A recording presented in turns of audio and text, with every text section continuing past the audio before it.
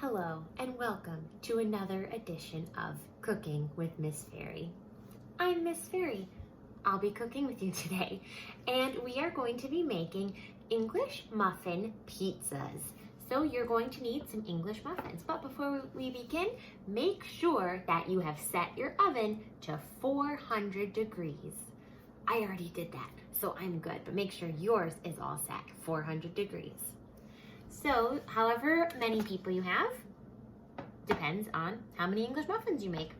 I'm just going to make 4 of them today for this video, and once you put your muffins on your tray, you're gonna need some tomato sauce.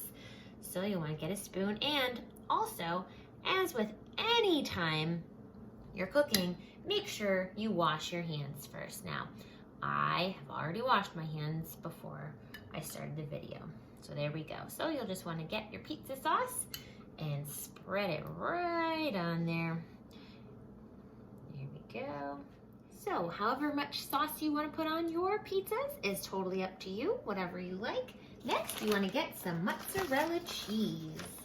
And again, however much cheese you like is how much you should put on your pizza. So if any falls on the pan, just pick it up and put it right on top of your little mini pizzas there. There we go. Next, you can add whatever pizza toppings you would like. Maybe you like to add some basil on there. Throw some basil on top. Maybe you want some pepperoni. Throw some pepperoni on top. Maybe you like green peppers. Put some green peppers on there.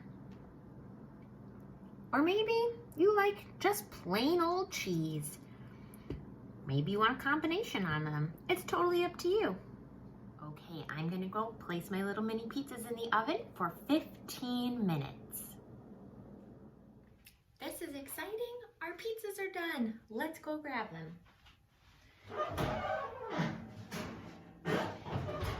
Turn the oven off, and oh man, smells good and looks good.